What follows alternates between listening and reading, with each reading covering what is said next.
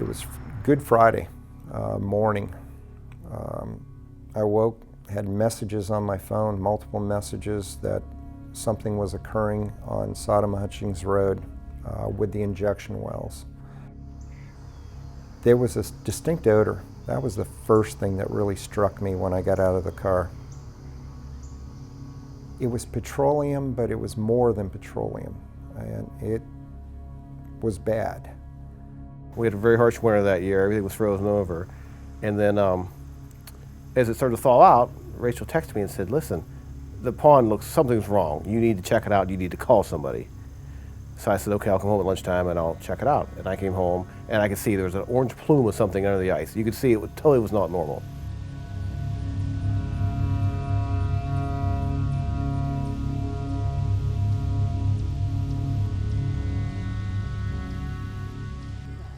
We went to do some shopping for Easter. We come back and there's probably like 15 cars out. It was like something out of the movies with these government officials wanting to ask these questions and wanting to know when we called. It was like... We felt like we were in a sci-fi movie. You look out your window and the people doing cleanup are in full suits and it's like, okay, I'm in the house with my kids and what's going on? Like, how safe are we? And you just go to the faucet to wash your hands. You kind of take it for granted. It's a privilege to have running water in your house that you think is clean and safe. Fracking involves production of huge amounts of waste, including waste that has significant health damaging chemicals, and so the oil and gas industry has to do something with it. The way they found most successful is to inject it deep underground into porous geologic formations where the waste can be stored for decades or even centuries. The oil and gas industry lobbied a few decades ago to get the EPA to treat this waste as non-hazardous. And so they were able to kind of create a loophole that separates out oil and gas waste from having to meet the most stringent standards for other kinds of hazardous waste.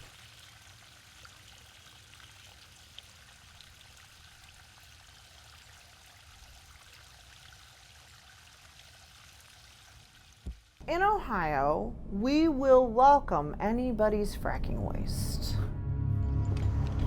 Imagine a little tiny town with a nice farm that's outside.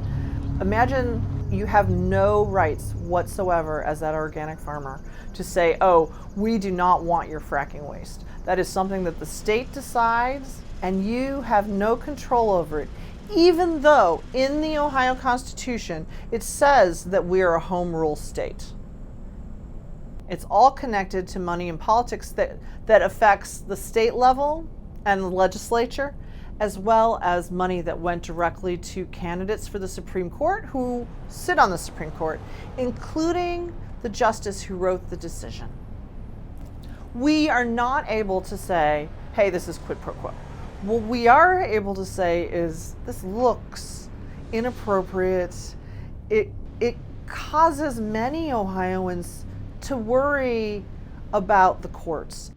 Here in Ohio, the oil and gas lobby is huge. Contributions to politicians and to judges, and that we can't compete with that. We really can't. And what it's done is it's turned us into guinea pigs for oil and gas. It is really uncomfortable to think about judges receiving campaign contributions at all. Imagine the referee receiving money in the middle of a game. We want those courts to be impartial, to be independent, and to really hear the cases without any influence on that. And we surely do not want campaign cash to put a hand on the scale.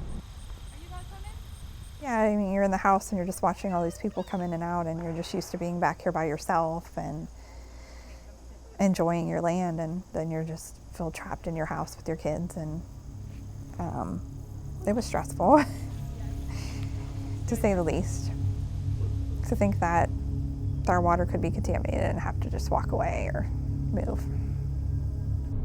For me, this all comes down to Ohioans should have some control over the air they breathe and the water they drink, And that we lose that local control because of corporate interests is extremely sad. I can't protect my community because the rights of the township has been taken away.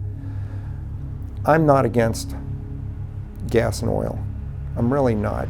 I thank God when I turn on my stove and it lights. In the winter, it heats my home, it heats my water. Okay, it's got to be done, but it's got to be done safely. Are those chemicals eventually going to reach the aquifer? And that's what we fear. Every day when the people in that area get a drink out of their faucet, the question's got to be there. Am I drinking chemicals?